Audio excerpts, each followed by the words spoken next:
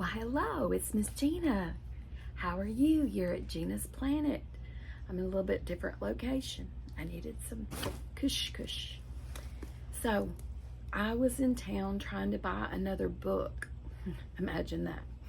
I had bought the book, The Zenith Man, before I went on vacation about 8-9 weeks ago.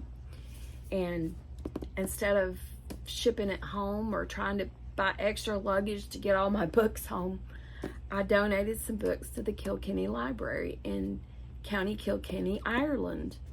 And this is one of the books I donated. Well, not this one. I just bought it today.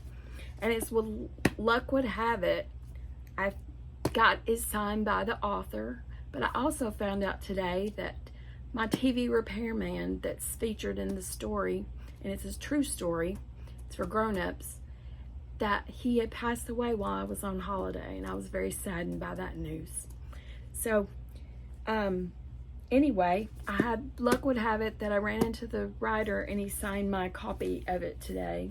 And so he just simply signed it to Gina, thank you for spreading the story to Ireland. So that was very kind of him to sign it. I think I scared him when I knocked on his car window. I'm harmless, really. But anyway, it is a story about an autistic man that I grew up with that used to fix our horizontal hold on our television set on the old box type TVs. You had those real heavy cabinet TVs, and he used to work on those, and I guess Zenith was the model that he repaired the most, but I remember him having an RCA dog in his repair shop, the little white RCA dog that used to be the logo of the RCA company. That was one of my memories, and I just remember he was a very kind man, and he was very good to me as a child, and I remember that. So anyway, without further ado, we left off on 169-story Treehouse, and it was too noisy by the beach, the little beach on the mountain, to read it yesterday, so I thought I would come home in a quieter setting and try to finish the chapter we left off. And we left off with a creek. And remember, Terry was up in the apple tree trying to convince Mr. Gradgrind that he needed to change the rules, that it should be okay to climb trees. So, creek, the branch we're sitting on breaks and we all fall down. That's what happens when something breaks. And land right on top of Principal Gradgrind. Maybe it's a good rule. Right? That does it, says Principal Gradgrind, crawling out from beneath us. Sorry, Principal Gradgrind. I say, it was an accident. It's not our fault the branch broke. Of course it's your fault, says Principal Gradgrind. The branch wouldn't have broken if you hadn't been sitting on it. You three can go straight to timeout room.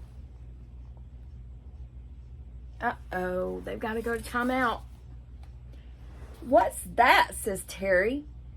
Is it something to do with time travel? No, it most certainly is not, says Principal Gradgrind. It's a room where students take time out to reflect on their actions.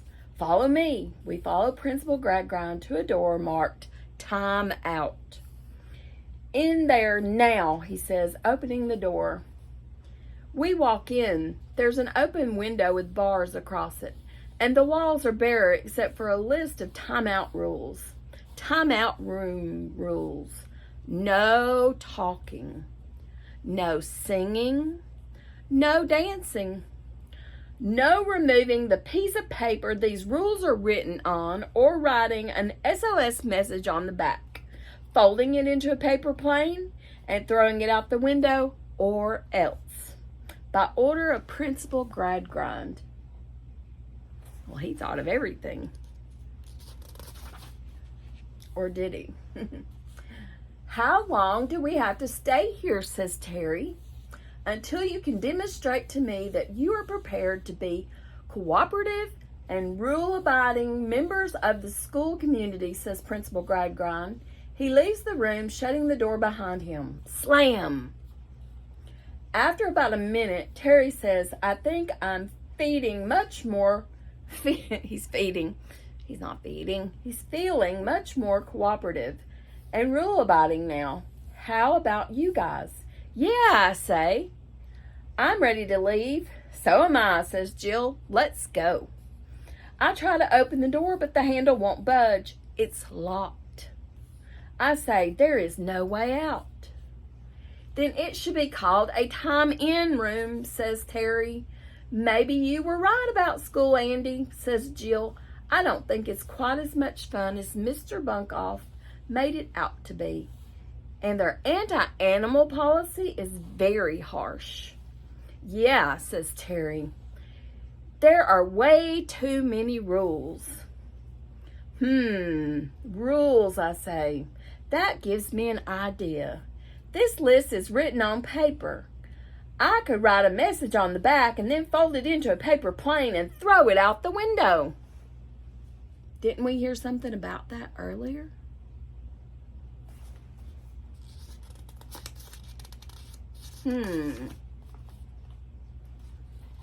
But that's exactly what the timeout room rules say you're not allowed to do, says Jill. I know, I say, but this is an emergency. I'm sure Principal Gradgrind will understand. I just need something to write with.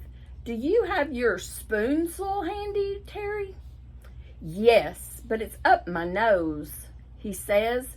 You'll have to make me sneeze to get it out.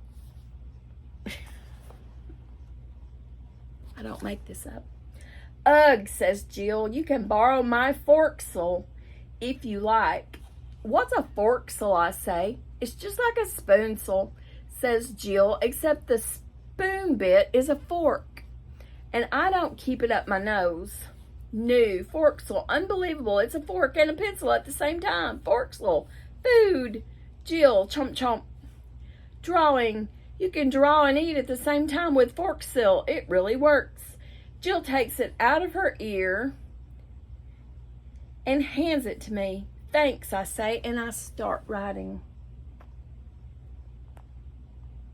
A forksel. That's news to me. Dear whoever finds this note, how are you?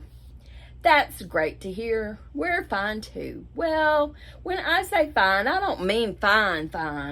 I mean not too fine at all, really, because we're trapped in the timeout room and we need you to come and rescue us immediately, please. Thanks in advance, Andy, Terry, and Jill.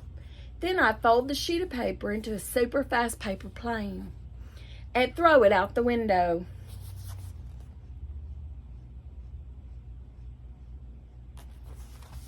Uh-oh. So, what do we do now, says Terry.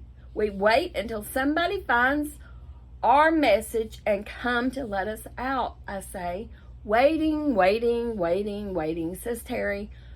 What are you doing, I say. Waiting, he says. Just like you told me. Well, could you wait a bit quieter, please? Of course, whispers Terry. Waiting.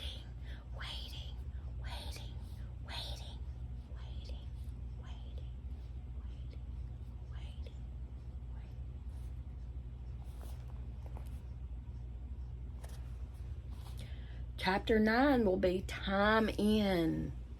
Time In. So I hope you've been enjoying this story, and I'll see you next time.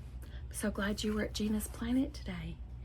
And next time we will read Chapter 9, Time In. That was our 169 story Treehouse, and we read the rest of Chapter 8 today. All right, I'll see you next time. Bye-bye.